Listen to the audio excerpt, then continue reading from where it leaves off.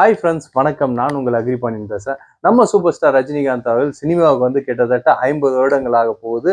அதே போல் அவருடைய வயதும் வந்து பார்த்தீங்கன்னா 75. ஸோ 50 + 75. ஸோ இதுதான் வந்து பார்த்தீங்கன்னா இந்த டிசம்பர் 12/12/25 ஒரு தனி ஸ்பெஷாலிட்டி அப்படின்னு நம்ம சொல்லலாங்க.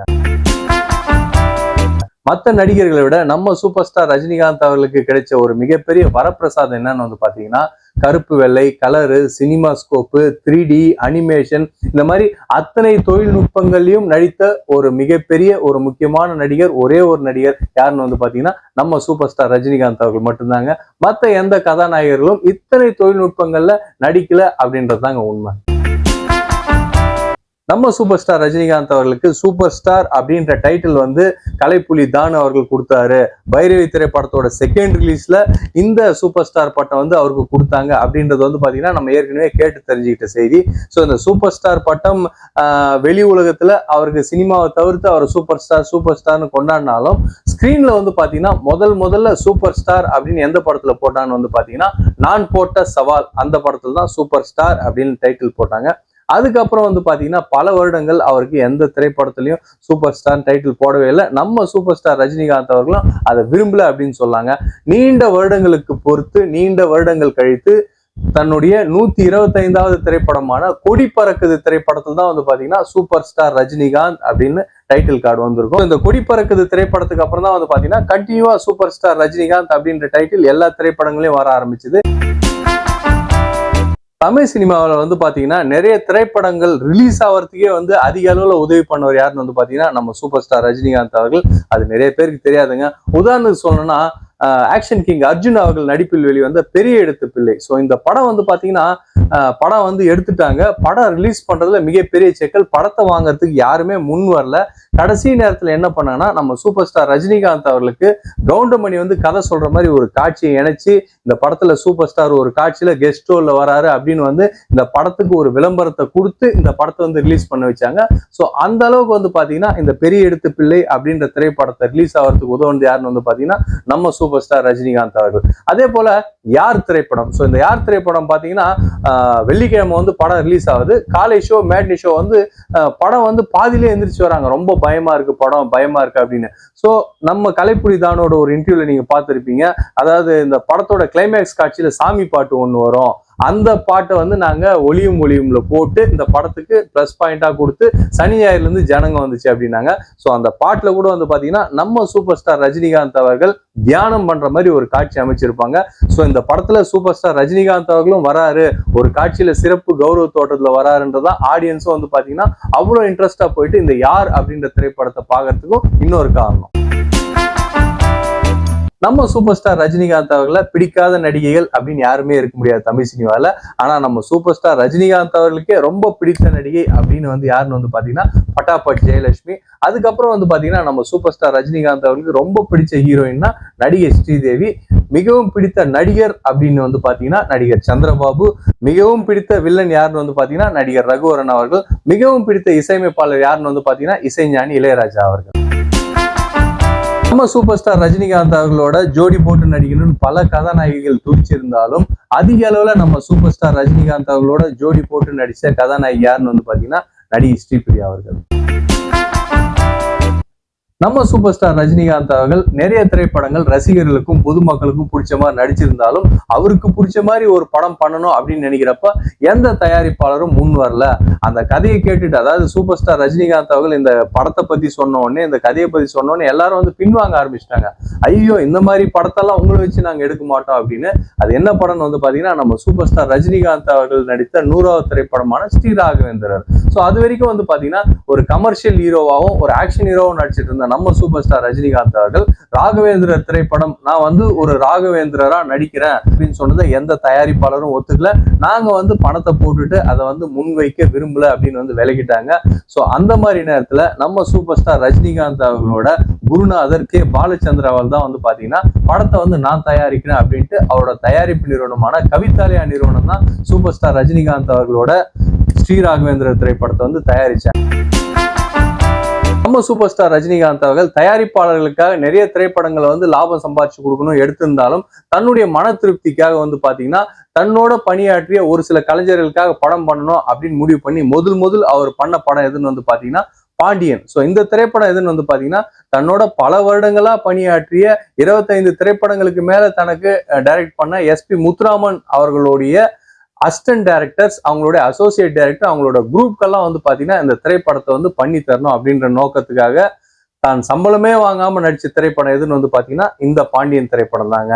அதுக்கு அடுத்து வந்து பாத்தீங்கன்னா அருணாச்சலம். இந்த திரைப்படமும் வந்து பாத்தீங்கன்னா நலிவுற்ற கலைஞர்களுக்காக நம்ம சூப்பர் ஸ்டார் ரஜினிகாந்த் அவர்கள் தமிழ் சினிமாவில் நடிச்சு கொடுத்த திரைப்படம். வி.கே. ராமசாமி, பண்டரிபாய், அதாவது மன்னன் திரைப்படத்துல சூப்பர் ஸ்டார் ரஜினிகாந்த் அவர்களுக்கு அம்மாவை நடிச்சிருப்பாங்க இல்லைங்களா. சோ அவங்களுக்கு இந்த மாதிரி நலிவுற்ற கலைஞர்களுக்காக நம்ம சூப்பர் ஸ்டார் ரஜினிகாந்த் அவர்கள் ஒரு குறிப்பிட்ட அளவுல சிறு தொகையை வந்து சம்பளமா வாங்கிட்டு நடிச்சு கொடுத்த திரைப்படம் வந்து பாத்தீங்கன்னா இந்த அருணாச்சலம் திரைப்படம். சமீபத்துல வந்து ஏவிஎம் தயாரிப்பு நிறுவனத்தோட சரவணன் அவர்கள் வந்து இறந்துட்டாரு. ஸோ அந்த ஏவிஎம் நிறுவனம் அப்படின்ற சாதாரண நிறுவனம் இல்லைங்க. 1935 ஆரம்பிக்கப்பட்டது தான் வந்து பாத்தீங்கன்னா இந்த ஏவிஎம் தயாரிப்பு சினிமா நிறுவனம். அதாவது பிரிட்டிஷ் காலத்துல ஆரம்பிக்கப்பட்ட இந்த தயாரிப்பு நிறுவனம் வந்து பாத்தீங்கன்னா நிறைய வெற்றி திரைப்படங்களை கொடுத்து தமிழ் சினிமாவுக்கே வந்து ஒரு மணிமுகனும், தமிழ் சினிமாவுக்கே வந்து ஒரு காட்ஃபாதர்னு வந்து பாத்தீங்கன்னா ஏவிஎம் சினிமாவை சொல்லலாம். ஸோ அப்படியெல்லாம் இந்த ஏவிஎம் சினிமாவே வந்து பாத்தீங்கன்னா ஒரு காலகட்டத்துக்கு அப்புறம் நிறைய நெருக்கடிக்கு அப்புறம் படம் தயாரிக்க முடியாம போச்சு அப்படின்னே சொல்லலாம். தொடர்ந்து 1935 1976 வரைக்குமே வந்து கிட்டத்தட்ட 50 வருடம் பாத்தீங்கன்னா தமிழ் சினிமாவில் நிறைய திரைப்படங்களை வந்து தயாரிச்சு நிறைய சினிமா கலைஞர்களை வாழ வச்ச ஏவிஎம் நிறுவனம் வந்து பாத்தீங்கன்னா 1976 ஒரு இந்தி திரைப்படத்தை எடுத்து மிகப்பெரிய நஷ்டம் அடைஞ்சது. அதுல இருந்து அவங்க சினிமா தயாரிக்கிறதே விட்டுட்டாங்கன்னே சொல்லலாம். திரும்பவும் இவங்க வந்து சினிமா தயாரிக்கணும்னு இவங்க முடிவு பண்ணதுக்கு அப்புறம் முதல் இவங்க யாரை டார்கெட் வச்சாங்கன்னு வந்து பாத்தீங்கன்னா நம்ம சூப்பர் ஸ்டார் ரஜினிகாந்த் அவர்கள் தான். ஸோ அவர் வச்சு 1980 முரட்டுக்காலை அப்படின்ற திரைப்படத்தை வந்து தயாரிச்சாங்க ஏவிஎம் நிறுவனம். அதுல இருந்து வந்து பாத்தீங்கன்னா திரும்பவும் தமிழ் சினிமாவில் இன்னொரு செகண்ட் ரவுண்ட் வந்தாங்கன்னே சொல்லலாம். ஏவிஎம் தயாரிப்பு நிறுவனம் மீண்டும் உயிர்த்தெழ செய்தவர் யாருன்னு வந்து பாத்தீங்கன்னா நம்ம சூப்பர் ஸ்டார் ரஜினிகாந்த் அவர்கள் முரட்டுக்காலை அப்படின்ற திரைப்படத்தின் மூலியமா திரும்பவும் வந்து பாத்தீங்கன்னா அந்த 2003 வந்து ஜெமினி அப்படின்னு ஒரு திரைப்படம் வந்ததுங்க. ஸோ இந்த ஜெமினி திரைப்படத்துக்கு அப்புறம் வந்து பாத்தீங்கன்னா மறுபடியும் ஒரு சில திரைப்படங்கள் அன்பே அன்பே, திருப்பதி, இந்த மாதிரி ஒரு சில திரைப்படங்கள்லாம் வந்து பாத்தீங்கன்னா எதிர்பார்த்த அளவுக்கு வசூல் தராதனால திரும்பவும் ஏவிஎம் நிறுவனம் முழுங்கக்கூடிய சூழ்நிலையில அந்த நிறுவனத்தை திரும்பவும் 2007 சிவாஜி திரைப்படத்தின் மூலியமா காப்பாற்றணும் யாருன்னு வந்து பாத்தீங்கன்னா நம்ம சூப்பர் ஸ்டார் ரஜினிகாந்த் அவர்கள். நடிகை பண்டரிபாய் இவங்களை யாரும் நம்ம மறந்துருக்க மாட்டோங்க. மன்னன் திரைப்படத்துல அம்மா என்று அழைக்காத உயிரிலேயே. ஸோ இந்த பாட்டு வந்து இன்னைக்கும் அம்மா சென்டிமெண்ட்டுக்கு தேவையான வாட்ஸ்அப்னா இந்த பாட்டு தான் நம்ம வைப்போம். ஸோ நம்ம சூப்பர் ஸ்டார் ரஜினிகாந்த் அவர்கள் இந்த திரைப்படத்துல மட்டும் இல்லைங்க, தாய் வீடு அப்படின்ற திரைப்படத்துல கூட இவங்களுக்கு மகனா நடிச்சிருப்பாரு. ஸோ இந்த மாதிரி பல திரைப்படங்கள்ல இவங்க கூட பணியாற்றி இருந்தாலும் இவங்களை உண்மையாவே தன்னோட அம்மாவா நினைச்ச ஒரு மிகப்பெரிய நடிகர் யாருன்னு வந்து பாத்தீங்கன்னா நம்ம சூப்பர் ஸ்டார் ரஜினிகாந்த் அவர்கள் தான். 2003 இவங்க இறந்தப்போ ஒரு மகன் எப்படி கூட இருந்து தன்னுடைய கடமையெல்லாம் செய்வாங்களோ அந்த மாதிரி இவங்களுடைய இறப்புக்கு கூட இருந்து ஈமை சடங்குகளையும் இறுதி சடங்குகளையும் கூட இருந்து செஞ்ச ஒரு மிகப்பெரிய நடிகர் யாருன்னு வந்து பாத்தீங்கன்னா நம்ம சூப்பர் ஸ்டார் ரஜினிகாந்த் அவர்கள் தாங்க. பாபா, நிறைய பேரை பொறுத்த வரைக்கும் இந்த பாபா திரைப்படம் வந்து ஒரு ஃபிளாப் மூவி. இந்த படம் வந்து பாத்தீங்கன்னா ஒரு மிகப்பெரிய தோல்வியை சந்திச்ச திரைப்படம். தயாரிப்பாளர்களும் விநியோகஸ்தர்களுக்கும் வந்து நிறைய நஷ்டத்தை ஏற்படுத்தி கொடுத்த திரைப்படம்ன்ற மாதிரி சொல்லுவாங்க. ஸோ இந்த படத்தோட ப்ரொடியூசரே வந்து பாத்தீங்கன்னா நம்ம சூப்பர் ஸ்டார் ரஜினிகாந்த் அவர்கள். அதே போல இந்த படம் வந்து நஷ்டம் சொல்றாங்க இல்லைங்களா. ஸோ அதுக்கு வந்து ஒரு விளக்கம் சொல்றேன் பாருங்க. அதாவது இந்த படத்துக்கு முந்தின திரைப்படம் எதுன்னு வந்து பாத்தீங்கன்னா படையப்பா. ஸோ இந்த படையப்பா திரைப்படத்தை வந்து பாத்தீங்கன்னா ஒவ்வொரு ஸ்கிரீனுக்கும், அதாவது ஒவ்வொரு தியேட்டர்லயும் இந்த திரைப்படத்தை எவ்வளோன்னு வாங்கி ரிலீஸ் பண்ணான்னு வந்து பாத்தீங்கன்னா 6 லட்சம் ரூபாய் தொகைக்கு வந்து இந்த திரைப்படத்தை வாங்கி ரிலீஸ் பண்ணாங்கன்னு வச்சுங்களேன். ஆனா இந்த படையப்பா திரைப்படத்தோட வசூல் வந்து பாத்தீங்கன்னா கிட்டத்தட்ட 12 லட்சம் ரூபாய் வசூல் வாரி கொடுத்துருக்குங்க. சோ இந்த வசூலை மையமா வச்சுதான் வந்து பாத்தீங்கன்னா பாபா திரைப்படத்துக்கு நம்ம சூப்பர் ஸ்டார் ரஜினிகாந்த் அவர்கள் ஒவ்வொரு தியேட்டருக்கும் 12 லட்சம் ரூபாய் கொடுத்து படத்தை ரிலீஸ் பண்றாரு.